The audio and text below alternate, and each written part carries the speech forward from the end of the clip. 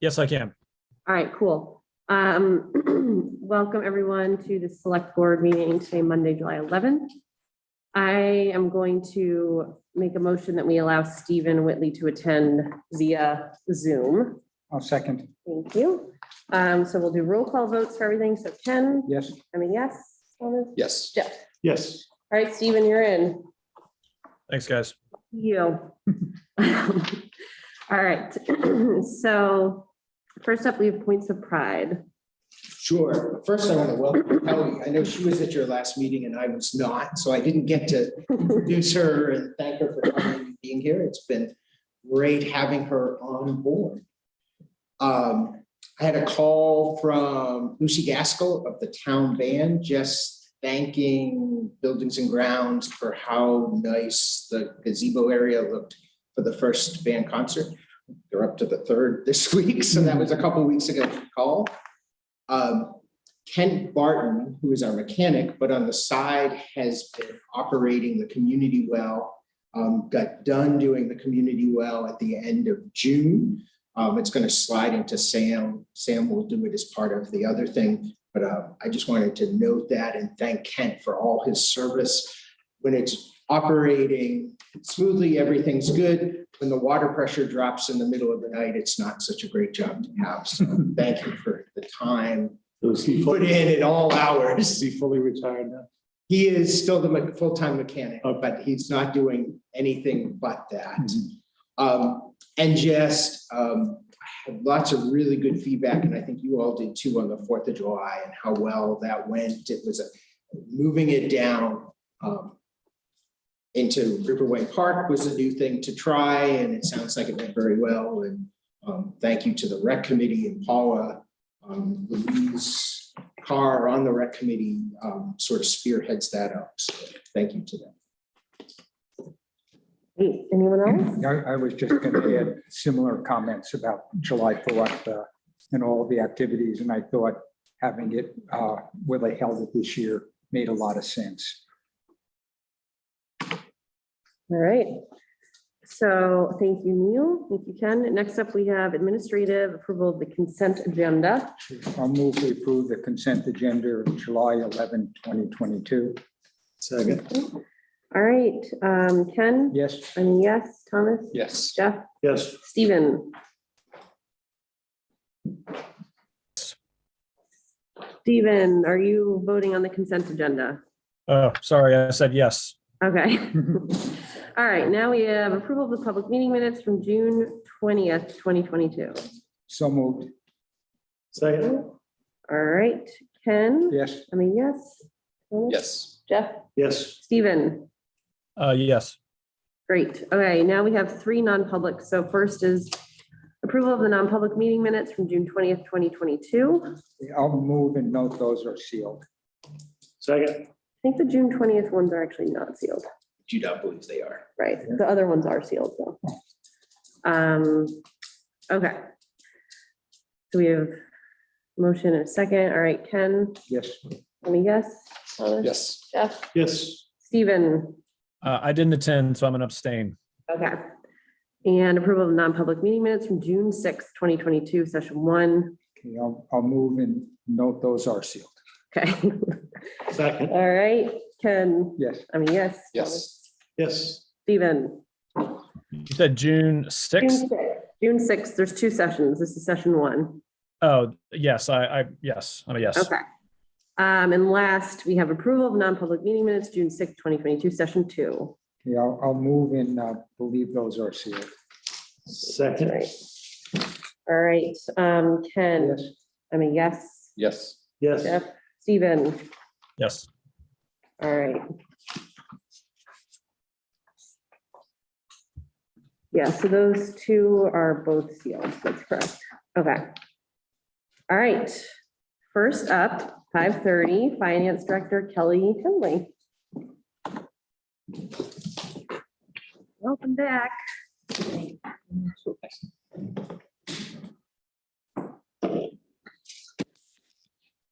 All right, you can just jump in. Yeah, so you guys all got the expenditure report. from last time, and we're at 44% so far, so that looks good. I didn't know if you had any questions on any of the lines. I will, you're just turning it over to questions now? Yeah, I Okay. think so. And starting with the expenditure side. The legal expenses for the legal settlement, when is that due? When do we have to make that payment? That is due, I think, by September 1. Kelly wouldn't know that because Yeah. she knows documents. Yeah, I appreciate that. Under personnel administration, the merit wage pool, it looks like it was only first used in June. Yeah, well, the rest of it is allocated throughout the budget already. So that's what wasn't allocated. So do we anticipate having a fair amount of funds left from that? That what's there is what's left at the moment. And the board did spend what was, the board voted to expend what was expended. Yeah.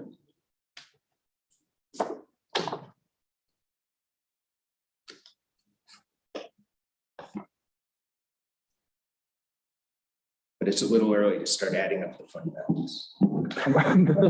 Yeah, I'm not focusing on that. Like it to be big, but I'm not focusing on that yet.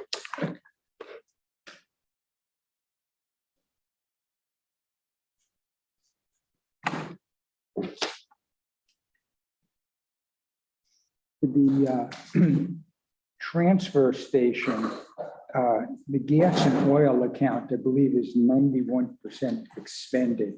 Is there an issue with that or with the transfer station budget in general? They filled the tank, so it probably will go over, but not as drastically. And welfare vendor payments, I was pleasantly surprised they were so much lower than budget. And I was expecting that we'd have a lot more requests for welfare assistance. Is that starting to ramp up at all? Or does it look like that's the way it's going to continue? As of right now, for the beginning of July, I haven't really seen a lot of activity. So I think that's one of the hard things to predict. And for long-term debt, the principal and interest, we've made all of our payments for this calendar year already, or this fiscal year. So I'm not familiar with the loans and when the payments are due quite yet, but all of our payments are up to date that I've received. So I think that was it. I think they're all made. They're at the first of the year and the halfway marks. Did you want to say anything about the revenue summary, or should I just ask questions? So the revenue summary, we still are working on getting our bank reconciliation module up and running. Mhm. So this is just what I have so far. So there might be a couple of things that maybe get recategorized as we go. Mhm. So I just wanted to.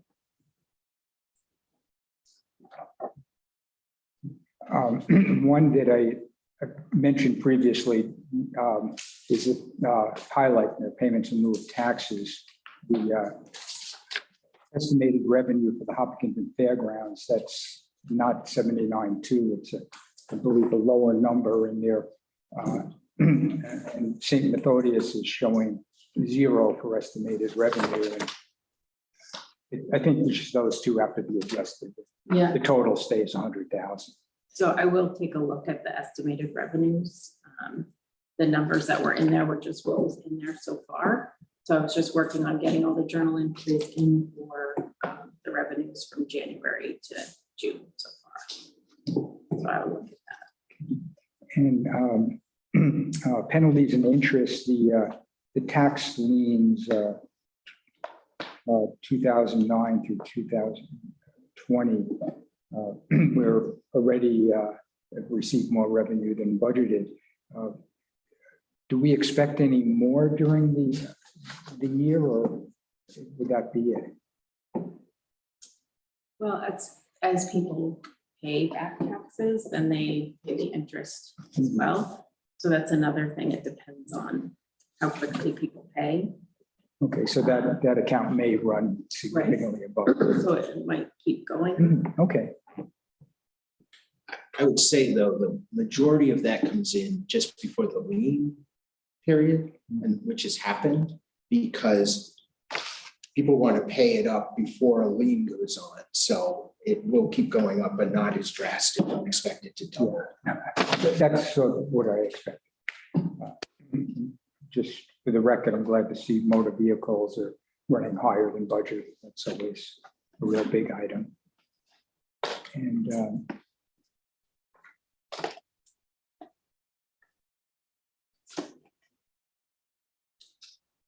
I guess that's all I have. Thank you. Any other questions? So Kelly may have given you an update last time, but one thing she's been working on is having it so we can daily upload directly from the tax and town clerk software so that everything is going in daily. It had been going in monthly.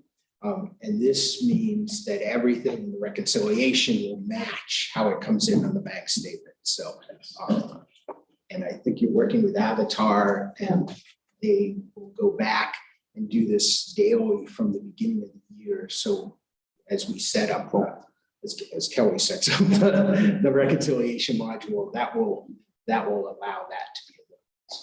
And that's, it'll free up a lot of time because all of those were going in as manual entries before. So kind of nice once that gets set up, it'll just get a little bit. Great.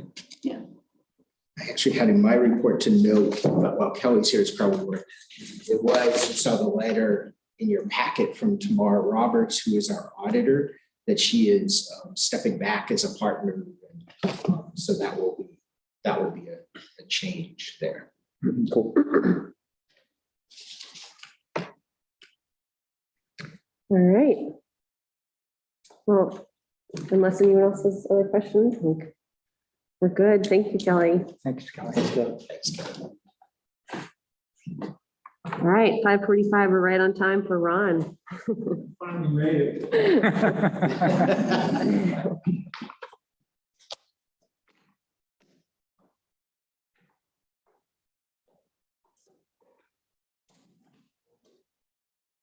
So, my name is Ron Kowalczyk. I'm on the Conservation Commission and also the Town Forester.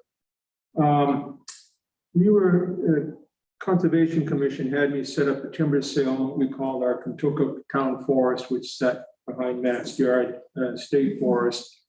And then the board asked me to stop that sale process after I had marked the timber, because they were going to hopefully swap it with the state for the tracts of land out by the Dunkin' Donuts corner, 2029 Maple Street. And so we did. Just recently, I guess last month or so, one of the abutters was interested in purchasing the parcel on the south side of 2029 that has gravel in it.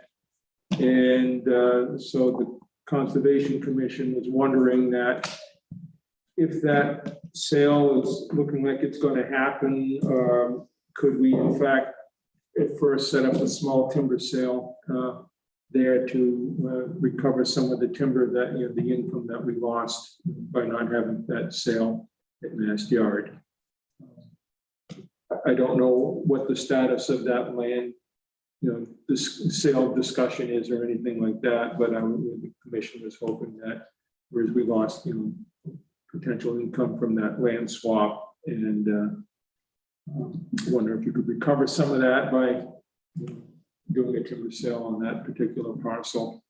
And then on the piece on the other diagonally across from it, kind of across from the Dunkin' Donuts, has got a hump of gravel in it that Dan Blanchett was interested in. It is also, because it's gravel, sandy soil, has a lot of red pine on it, whether the state planted it or it came in naturally, I don't know. but that's currently dying from the red pine scale insect, the invasive insect that's moved north. And it's killing off the red pine along 2029 and in the Concord area, and you see it along 93. So I'm thinking that maybe we could include that. I'd have to go find the bounds, because when they laid out 2029, it was originally laid out for a 4-lane highway. So the right of way is actually wider than what it looks like as a 2-lane road. So I'd have to check that first to see where those bounds are. It may be that gravel hump is completely on state highway land. Excuse me, I'm not sure, but I have to investigate that, but didn't want to do that. Got with the board.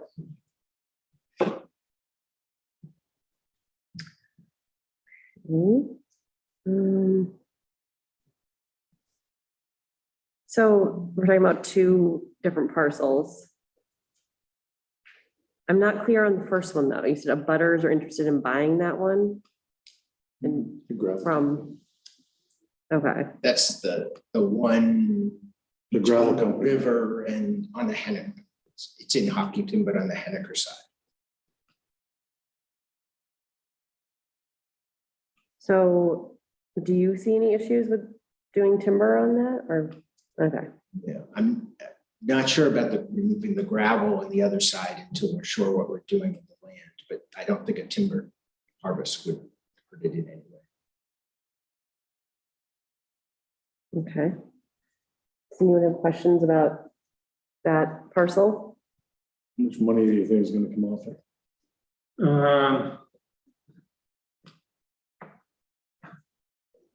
Hard to say. I don't know what, I'm going to meet with a logger tomorrow on another woodlot to get some prices, but it's not a big amount because it's not a big area. I think we'd be lucky to get 10,000. But that's just a quick estimate. And so just to be clear, this is the lot that's across 202, across from the Dunkin' Donuts? So it's on the Henniker border? Yeah, the one that the abutter is interested in buying is if you're heading towards Hillsborough. Yeah. It's on the left side. Okay. Of the road across the old Concord Road from Dunkin' Donuts. Got it. Okay. Yep. And then the hump with the gravel in it is on opposite side of 2029 from Dunkin' Donuts. Got it. But again, the right of way goes a lot further towards the Hopkinton Dam on that side of the road, because that's where the other 2 lanes were coming. Great. And Neil, in terms of the potential sale of the property, can you say anything in public session about that? No, other than you looked at it, you wanted Dan to look at it, which he has done. And as that process, then Ron looked at it too. So that's kind of where it's at.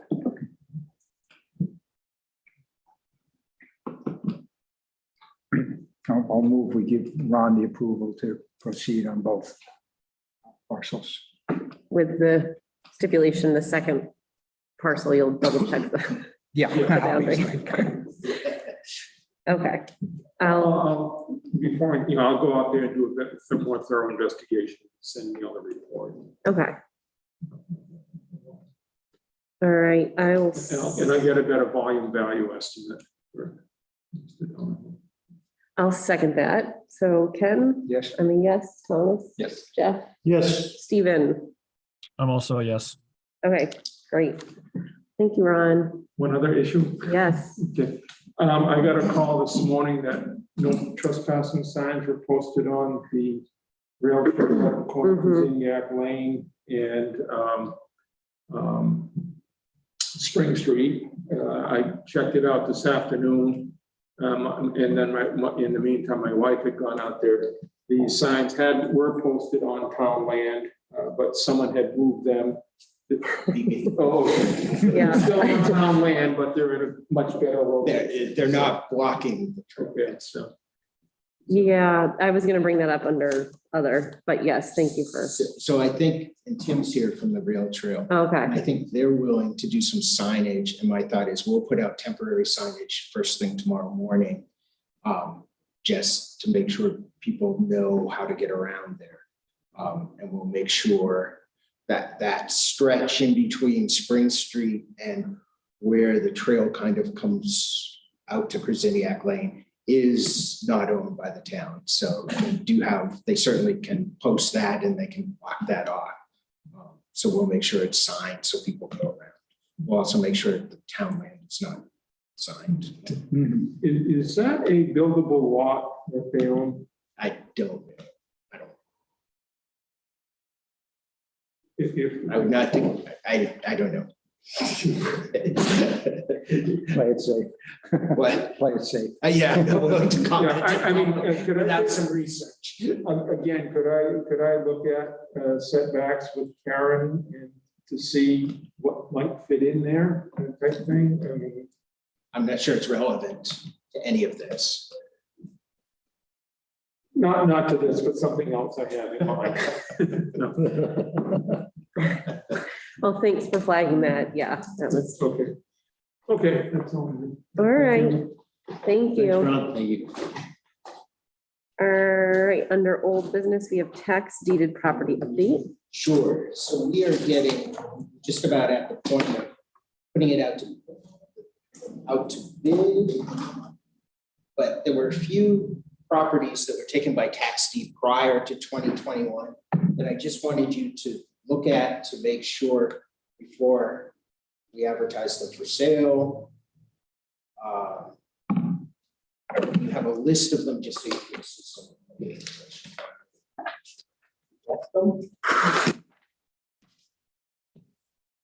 So this one, 85 is town-owned. What you see there is Maple Street with Cedar Street coming off it. And we own this number 85 is a landlocked piece in back. So we could auction it off or we could negotiate with the abutters because it's landlocked. I'm not sure we want to just auction something off and create issues for access, so. Yeah, I mean, I think we should contact the abutters, and if nobody responds, then Auction it off. Okay. auction it off with proper notice that the auctioneer will say that it's a landlocked parcel and likely not developed. I think that makes sense. Let's say 0.07 or 6.7. 6.7. I like that approach as well. Glasses. What's the? It's the first one. This one is a piece 8. This is Camp Merrimack Road, and 8 is St. Methodius.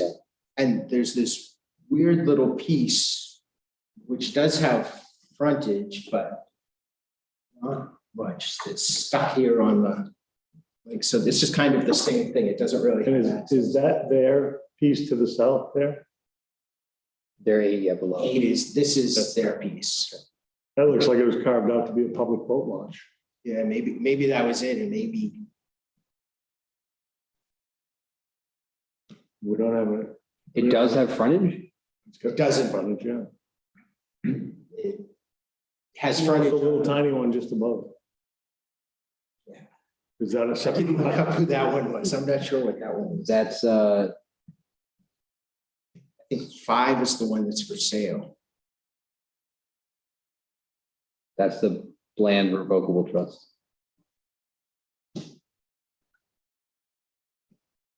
Is there a road that goes right there?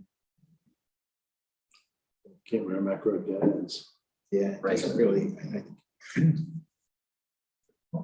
Where is I'm the, wondering if it was a survey mistake way back and just ended up. Yeah, That's a can. so I don't know if that's. This is the same thing. It's landlocked.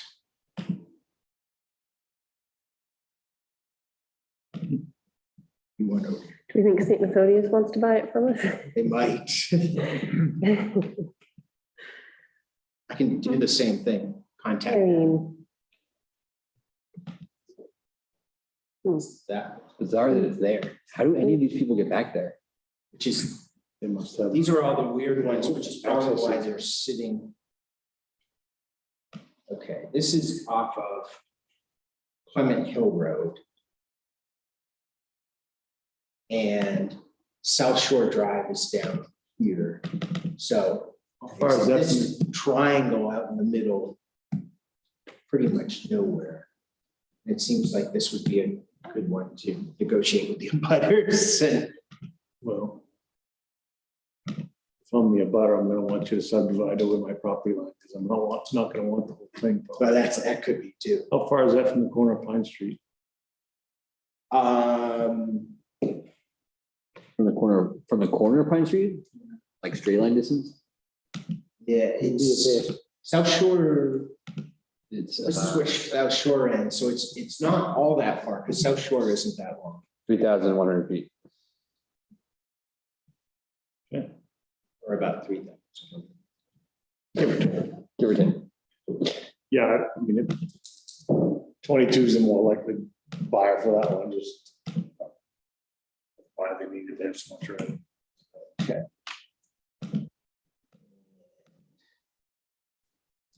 Another Clement Hill one. This is actually on the other side. This is Brookwood. This is where the Kentucky River comes. Brookwood comes off of Clement Hill. Yep. Kind of by the Clement Hill Cemetery and down. This is just a piece. This actually is along the river bank. Is that a rail? It is, that's the old rail bed. I believe Patno owns all of that. It is privately owned. Oh my God. Bet he'd like some riverfront. We also have the value assessed at $4,400, so.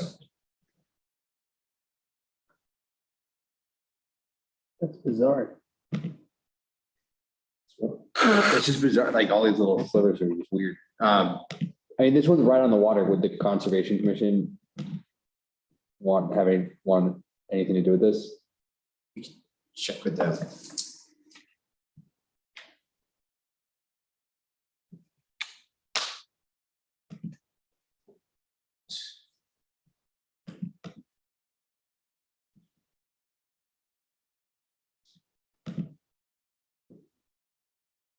This one has some value even to keep. This is along the river, and this is Rowell Covered Bridge. So this is the piece that goes So right out that way. That's just up from the first one? This is way. Down, okay, yeah. It's listed on Cast Hill. It's kind of. So the property goes up the hill? I know this isn't the property. So this is the covered bridge. This is Maple Street, then the covered bridge, and this goes from right kind of where the covered bridge stops along the river. It's 3.5 acres approximately. Riverfront. It's not very wide river frontage, but.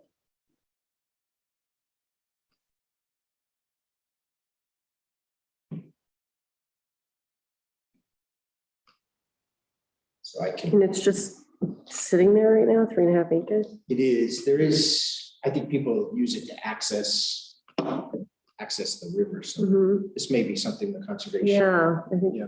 Conservation Commission on that one too.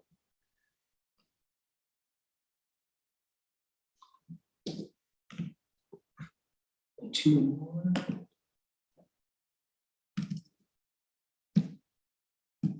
This is on Bluebird Lane, which is a private road. This is Little Tookie Road that comes down, and then on Robin Lane right here and back here, we own this little piece at the end. This is Houston property, Houston farm property. And It's out here. It's pretty small. It's a assessed 0.21 acres. At $400? That's what they say it's assessed at. Is that buildable, Neil? That's a good question. It's an existing lot. 0.21 acres, I can't imagine it's buildable. It's only 82 feet wide. It's 82 by 113. So it's pretty small. Was there ever a structure on it? Not that I know of, not that I saw in the records, but there might have been. There were a lot of these little teeny lots that got made and they built Summer camp. some sort of summer camp, sometimes on that lot and sometimes going over the lines. And we had one on Eagle Lane, if you remember, that ended up selling to the abutter because the cabin that was there was on half and half, so. Do we want to see if the abutter here would be interested in it? Is the road extended or I can't tell if that? It is not really, it's a private road and it's gotta be. a Well, I see the curved roadway, and what's that straight? It says Bluebird Lane is the straight one that we have frontage on. That is, yes. So there is front. Bluebird Lane is private. So you can get out there. And I would guess at some point this curved road probably connected Yeah, well, the road too. at the corner to Littleton. Well, I mean, if Karen says it's buildable, I'd certainly support auctioning it, but if it's not, the butters are the way to go. Okay. Yeah, I agree with that. Yeah,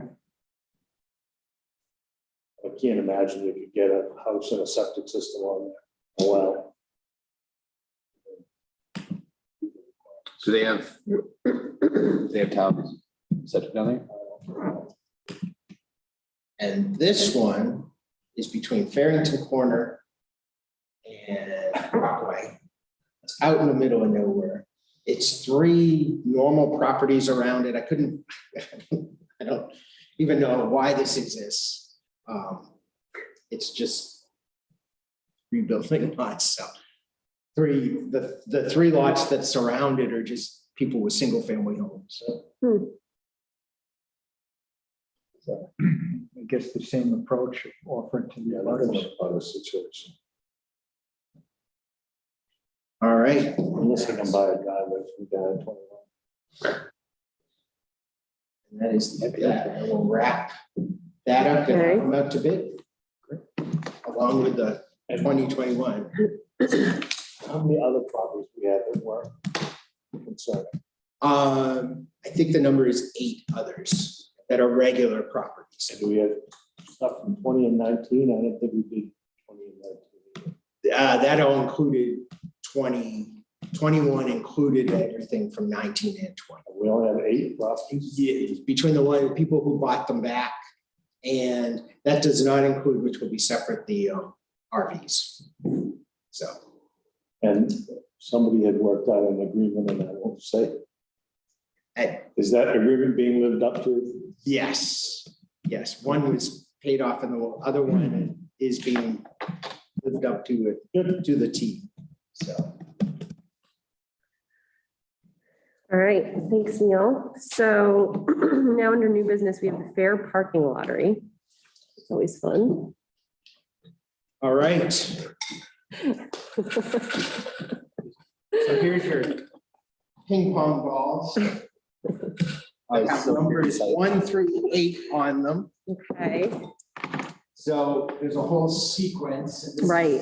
it. So the first drawing, We're doing the Friday drawing first, or the Monday?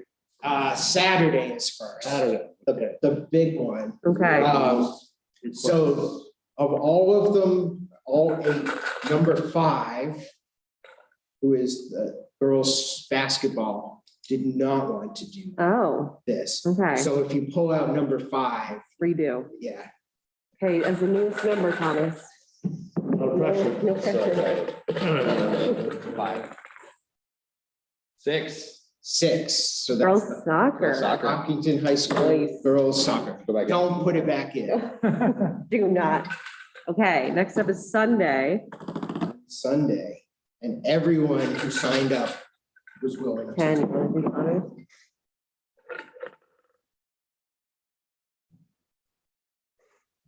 Two. To Boys Hopkinton High basketball. School's boys basketball All program. right. All right, Jeff, you got Monday here. So Monday, number 6, the girls soccer program did not want to do it. 6 comes out. 6 already Well, out. plus they already got Oh, there. they're already. Number 1. American Legion. American Nice. Legion Post number 81, All right, I'll do Friday now. and number 4 and 6. 3. 3 No. is Hopkinton High School boys soccer. Okay, perfect. Great. So it's girls soccer, boys basketball, the American Legion, and boys soccer. Okay. Good time lottery. I feel like there should be music. Yeah.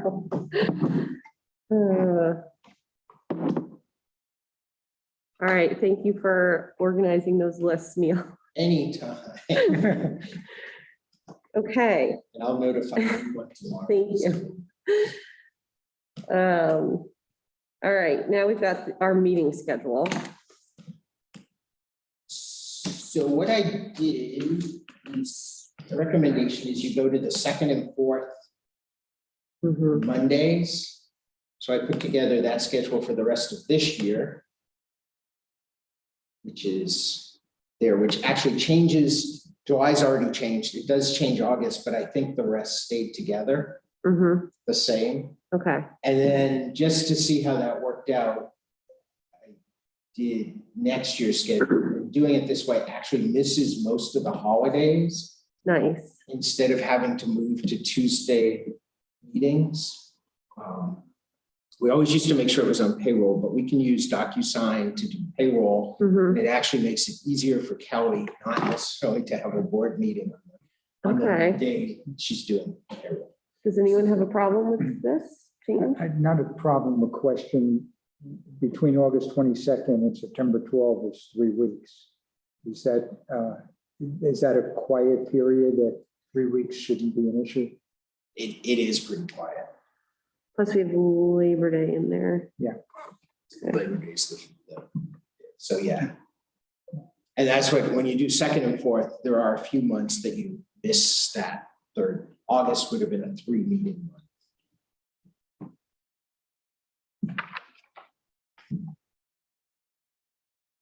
If that works, we'll post that. All right, Do a motion or anything, right? Just change the schedule. thank you, Neil. We'll update. All right, last thing under new business is Primex CAP program. Sure, so this is if we commit to Primex for 3 years, they guarantee salary, which is that the increase will not be more than 10%.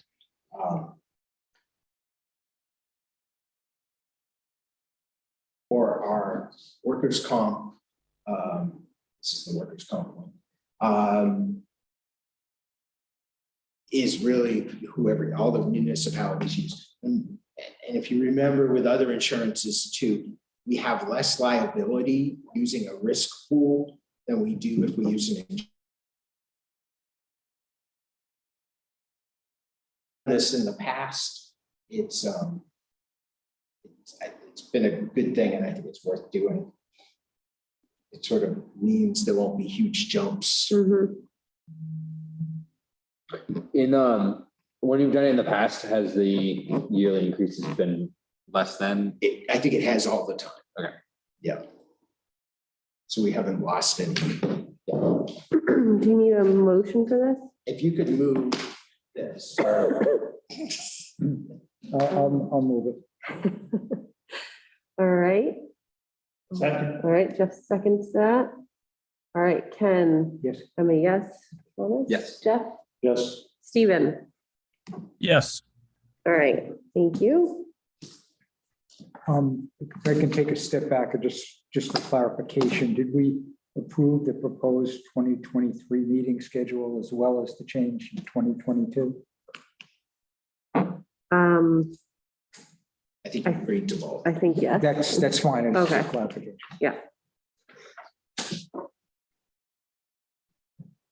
So now it can't be changed. Until next week. Okay, Neil, town administrator updates. Sure, we noted the auditor and the change of the community well. Wednesday, we have an on-site reconstruction meeting at Tyler Bridge. By then, we should know the schedule much better. They were waiting to make sure they had the joint that needs to go in. Houston Barn contract has come from Milestone, gone to Primex, been reviewed. And the back and forth is taking place where pretty much everyone's in agreement there. You already approved Milestone. So that hopefully can get rolling. And when you saw it before, just as a reminder that the plan was to do really the structural engineering this year and construction would be in the spring of next year. I'm sure I'm forgetting other things, but I think that's it. All right, thank you. Good. I've got a whole list, in case you forgot them. In our packet, you had provided a letter from Comcast and in terms of providing Wi-Fi. And I was just curious, what a portion of town does not already have Wi-Fi? Not very much of town. Once TDS added fiber optics, that covered most of town. And that's what I thought. Okay. There was also correspondence from the Department of Interior talking about we'd be getting some federal dollars. I don't know, was that new potential dollars? It is not. It's part of it's the $7,000 portion of the flood control, which we receive every year. Okay. Any update on the status for the Horseshoe Tavern? No.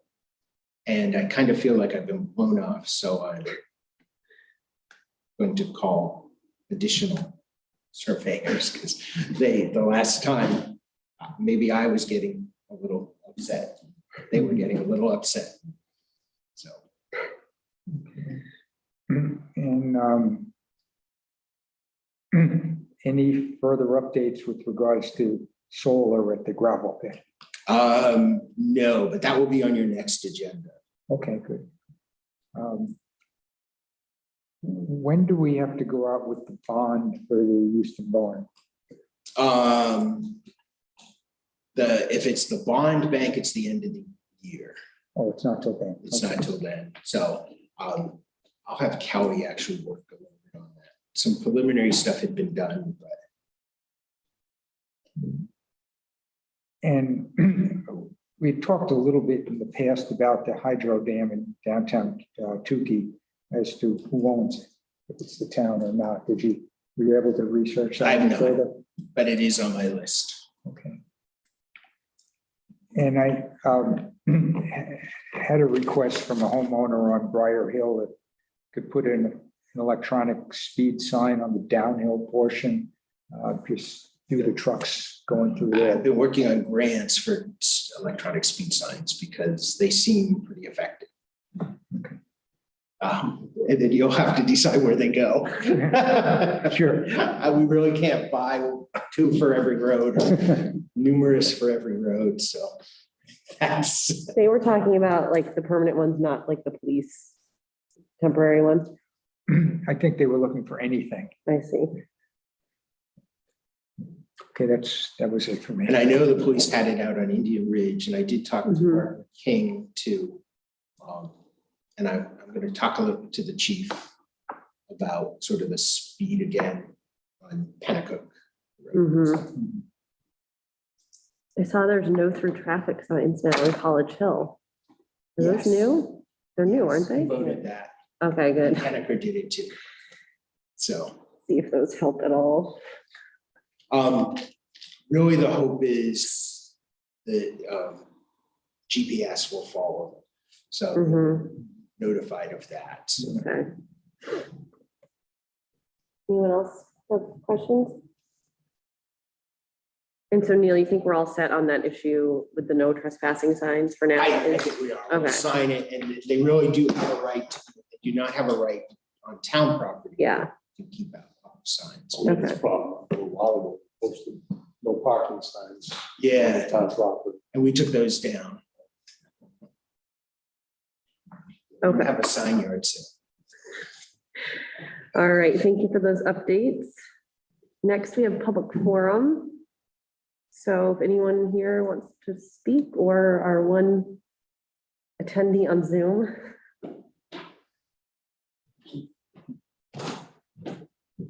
No, okay. Thank you all for joining us anyway. And under other, which I think we still have a little bit of time before our non-publics. Do you want to talk about green bags? Green bags? Love to. All right. So after the last meeting, when the Marls came in for their exemption application, I talked to them a decent amount. And then I tried to get as much information about current status of green bags, where we're at the economics of it and all that stuff. So I don't have like a presentation or anything. I do have numbers. There's some interesting factors that I think play into their specific situation. The first one is they're not the only hauler in town, but they're the only ones that pick up exclusively from Hopkinton and Webster and take to the transfer station. So basically no one else, there's other people that pick up trash, but they don't take it to our transfer station. They go somewhere else and dump it. Another interesting point that I didn't realize before is we actually end up paying revenue to Webster for their dumps of green bags. So if they take in a load of green bags, they don't pay anything to the transfer station, but then we pay Webster, it's 30% of that. Well, Webster gets 25%. It's 25% by based on population. Yeah, so all expenses and revenue. So we end up reimbursing them 25% of the lost revenue of that load. So in terms of, I mean, like, it comes down to how much weight you actually put in an individual trash bag, but in terms of the economics of it, if you look at how much revenue we're getting from the green bags versus how much we're then paying out in the actual tipping fee to Waste Management to take it out, and then also revenue over to Webster, that I'm not entirely convinced that we're actually making anything or even really covering the cost of. We didn't have to give them anything from the green bags. The way they set it up back when they set it up was because that would have been revenue into the transfer station, but we were getting it all, that they got a certain share. And I'll pull out the spreadsheet that was done with that. Kelly and we have not billed Webster, and she and I are going to go through it all again. But that was what the board. Yeah, and so just to be clear though, it's not that they don't get anything from the green bag program. It's just that in this very specific case where someone is not having to pay for dumping the green bags, they're getting that revenue. They get credit. They get credit for it. A portion of that. So in terms of their specific situation, I think that by them using the green bags, I'm not even convinced that we're covering the cost of having that trash picked up by Waste Management. And then also what's interesting is in terms of their rates of what they charge Webster versus Hopkinton, that number comes out to be very close to what those people are buying in terms of green bags. So the financial incentive, if the purpose of the green bag program is to incentivize people to use or to waste less, then that incentive is still kind of in place because of how much more they have to pay. Each individual user would have to pay. They're just not buying individual green bags, but they are paying more money because they're not using the green bags, if that makes sense. So it's interesting and complicated, and yeah. And there's also this issue that in terms of just looking at the exception for the morals, they're in kind of a crummy situation. Yeah, I mean, it feels from everything I've seen in it, it just feels kind of like a bad situation on just these one people that are the only ones that are in the local business. It seems like everyone else that are trash haulers basically don't have to deal with it because they just take their trash somewhere else, and because they're following the rules and using the transfer station, it just kind of sucks for them. Well, there are other people who haul trash here. Right, but they don't take it to the transfer station. Oh, I disagree. I was at the transfer Oh. station this morning. There's a guy with a Chevy pickup, brand new, sparkling, paid 60 grand for it. Dump runs on the side, I didn't get his phone number. But he was there emptying a trailer, a pickup truck full of trash and an old mattress. Could have been someone from Webster. I have no idea. The cell phone number, so. I think that brings up a bigger point of the entire Give Back program, which is like, it's virtually impossible to enforce in any way. Bonnie Christie said that last week. It's basically. Yeah, and unless you have a person who does nothing but check bags, it's a losing battle. Especially where Webster doesn't do it, because some people, because Yeah. it's not like you can easily monitor everyone at once. I think in general, it's probably worth having, or asking the waste reduction committee to reevaluate the program to see what they think. I mean, it sounds Yeah, like, I think that we should do that. sounds like there's a lot of people who have strong opinions, and the numbers are kind of shaky. There's not a lot, I mean, not a lot of hard concrete numbers here as to whether or not this program works, whether people will still want to do it, if there's better ways to do it, if there's more enforceable ways to do it. I think there's a lot of questions that could be answered.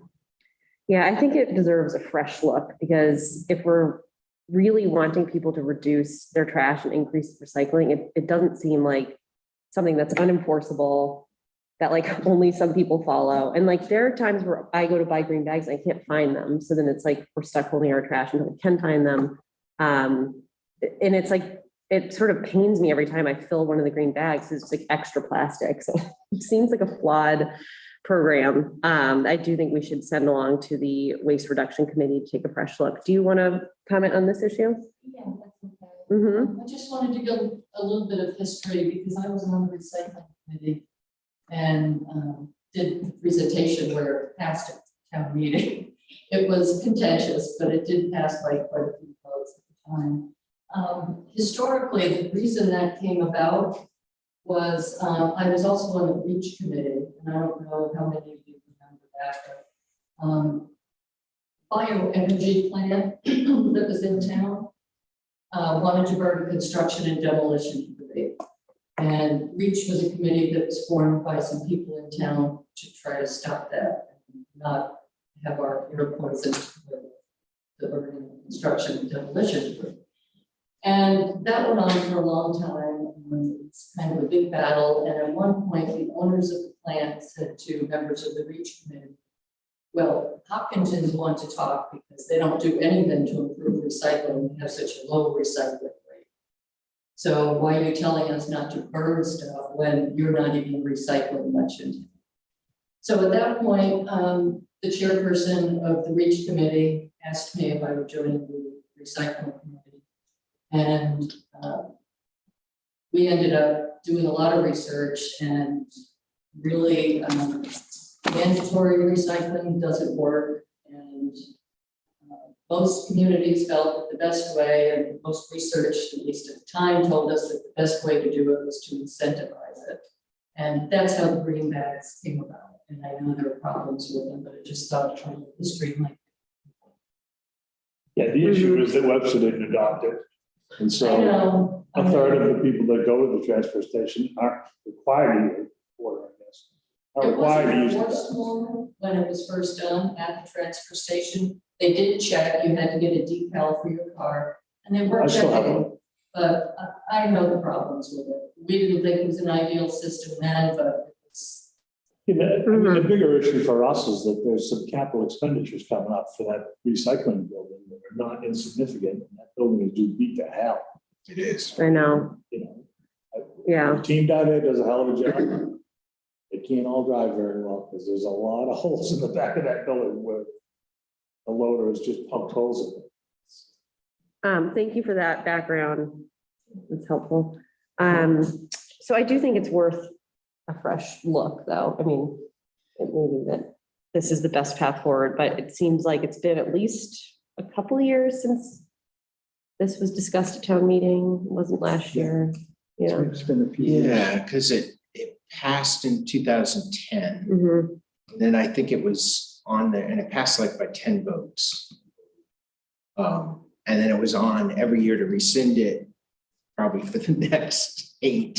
So it's probably been 3 or 4 that we haven't Yeah, had. well, I mean, the bags are way underpriced because the price was in the ordinance.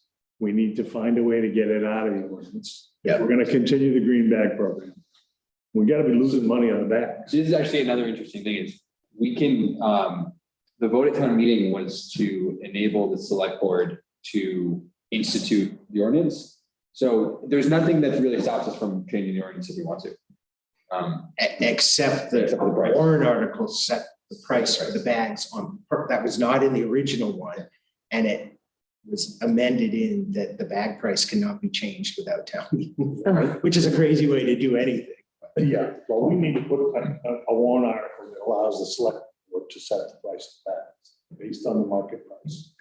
We're not trying to get rich off them. We're definitely losing money off them right now. And I recall a presentation by Rob Nato at one of these meetings where he made a very thoughtful argument about how this is really an unfair and regressive tax. So there's that issue too. Okay, so who is Bonnie head of waste reduction? Yes, and Jeff's on it. Do you want to, do you want to take this to the gang at the waste reduction? Sure, why not? Okay. Hopefully I'll be out of town for the next meeting. Is there a next meeting set or is it? It's usually the Thursday. Okay. And then in terms of the specific exception issue, I would be in favor of granting it for the Morals because they're the only ones in town. Well, I mean, unless there's people doing roads, but this exception So wouldn't. they pay by weight when they drop as well as. If they take a load of green bags, they don't pay anything. Okay. And if they take a load of non-green bags, then they pay by weight. And so that's why what they propose is they would probably set up 2 routes, one that picks up green bags and one that picks up non-green bags. The one that picks up green bags would be cheaper by the difference, which that difference comes out to be about the same, around the same as what that user probably spends in green bags. I don't want to get involved in how they price their. No, right. I'm just, like the financial incentive is still there for you to use this. And in general, I would concur. I'm generally, it feels like they're the only ones following the rules and they're being kind of hurt by it. So. Right, so the ordinance says anyone using our transfer station, so I wouldn't say the others aren't following the rules. Because they have the option of delivering, and I'm fine with the exception, but I just want to be clear that that's the way it was written, that any hauler has the ability to go take it somewhere else. No, yeah, I meant more of like to Jeff's point about there are clearly people that are showing up. Out Yeah. doing stuff, right? There's, yeah. Mhm. I'm not prepared to say we'll give them the exception now. I think I'd rather Waste Reduction Committee have some say on this. Because I think it's in a sense going against the what town meeting supported in terms of green bags. Except that the language itself says there's. I mean, if trying to dig into, and you could probably provide more insight into this, but like trying to dig into what the purpose of the green bag, it felt like there's a couple different purposes. There's trying to incentivize people to use less. And that incentive is still in place. And then it was also trying to bring in revenue based on how much trash is being used. And that is still happening. In fact, it would only be happening more because you'd be getting more revenue. I think the way most people view it is the incentive is to get you to use to recycle and use less. And whether this exception might go against that concept, I'm uncomfortable with. Would you be in favor of, I mean, I feel kind of bad. I would like to take some action for the morals. So I don't know, Stephen, if you have an opinion on the exception issue? I mean, this is not really, I don't have an answer to that question, unfortunately. I think that the Waste Reduction Committee should look at this again. I'm still on the fence about what to do about the morals request. It's just a hard question to answer because of the market forces that we're stuck with and the pricing of the green bags and Webster. I mean, it's really tricky. I don't quite know what to do about it. Well, and Steve, I don't know, and I want to clarify with Ken. Ken, are you asking the Waste Reduction Committee to make a recommendation about this waiver? Or what their thoughts are on it. Or if even they view it as a way to restructure the whole program. Well, I think we definitely are asking them to weigh in on green bags more generally, but I don't think this is an issue that's appropriate for them to make a decision. I agree with that. I don't think, first of all, I can tell you what the Waste Reduction Committee will say. Recycle everything. That's their function. So I don't think it's appropriate for a committee to weigh in on a specific waiver request such as this one. Happy to have them, ask them to relook at the whole green bag issue and the whole recycling issue. You know, last year or 2020 or 2021, the markets were in the tank. We made almost nothing from recycling, even though we had plenty of tonnage. The market just wasn't there. The cardboard market was gone, the glass market was gone, the plastic market was gone. We collected a bunch of stuff and made no money. Much lower money than we made in 2021. It was much better last year. But you know, that's part of the market. Just it's a commodity, and when there's demand, the price is up. When there's no demand, the price is down. I'm happy to ask them if they want to take on the green bag and issue and looking at the recycling issue, but I do not think it's appropriate for them to if they were here, they could weigh in. Bonnie was here before, she weighed in when the folks were making their presentation. But it's, you know, they only meet once a month if they have enough people, which sometimes they do, and sometimes, especially in the summertime, it's hard because a couple of them have houses up in Maine that they go to, and they're just not here. They can't do it by Zoom, apparently. I don't know why, but so it's, you know, I wouldn't want to make these people wait that long for a recommendation or a decision from them. Again, I just don't think it's good for committee way, and this is one that we have to decide on ourselves, I think. Yeah, I agree with that. And I also think there's this, I mean, there are small business in town. I think this is a way to be sort of supportive of them trying to do the right thing. So Thomas, thank you for having this conversation. Yeah, I wish I had more answers and questions, but. Well, I would make a motion that we approve the exception for the morals. I'll second it. Okay, Ken? I'm going to abstain. Okay, Stephen? I'm going to vote yes, but I, with the understanding that the Waste Reduction Committee is going to take up the issue of green bags more generally. So, but I'm a yes. Yeah. I'm a yes. Thomas? Yes. Jeff? Yes. Okay. Neil, can you communicate with? the Sure. morals? Okay, And to the transfer station, so they can bring, either they bring green bags or their other option is to treat it like commercial trash. Right. Okay, got it. all right. And then we do an effective date for that. Is it August 1st? That makes sense, I think. But Do I make it August 1st? Sure. And there's nothing to stop, I mean, if the Waste Reduction Committee comes back and has a bunch of comments and stuff, there's nothing to stop us from rescinding the exemption, right? Hassle factor. Yeah, okay, yeah, right. I think the morals are gonna notify their customers. Right. So No, I meant like if down the line. you don't mean at there's- the next meeting. No. I meant like if there's a bunch of stuff and there's something happening, then, yeah. This, I just don't want them to notify other. It was Yeah. more, No, and that's my concern as well. I don't want to be. no, right, it was like operational curiosity. Mechanics.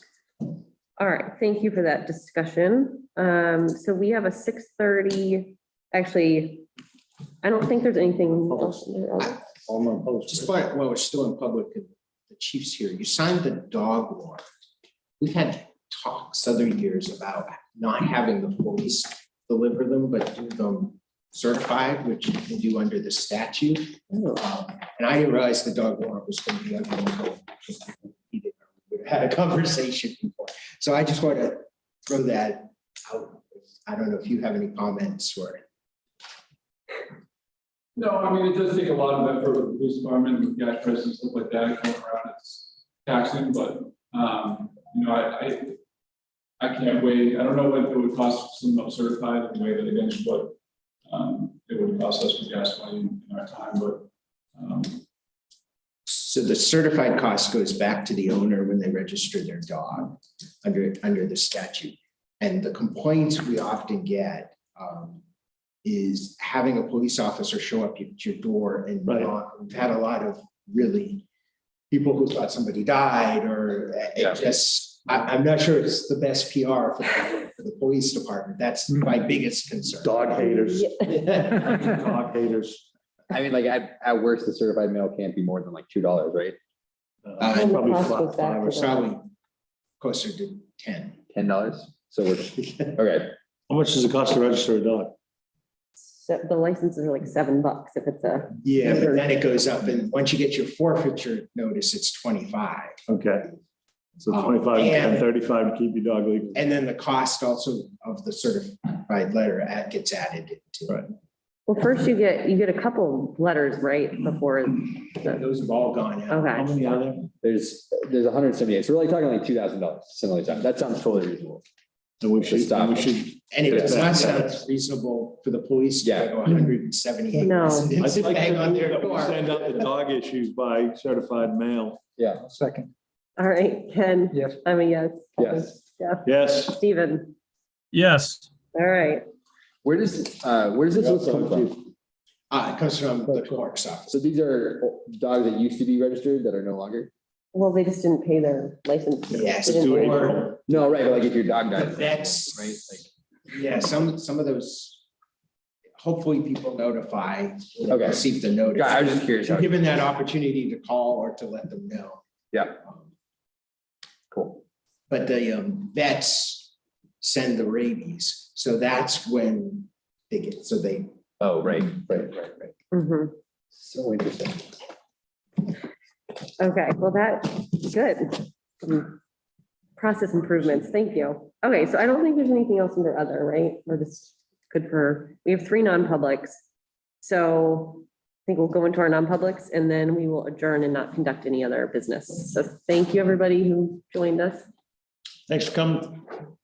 Thank you, Tara. Thanks, Laura. So I'll move that we go into non-public under 91A3 2B, also D and C.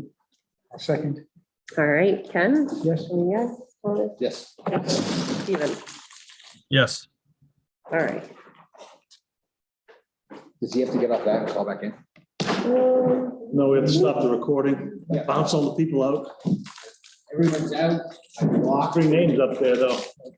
That's us. Oh, okay. I will turn this one off. Well, there's only one for the whole thing. Okay. Got it, never mind. We're good. You are. Good man. so. Okay.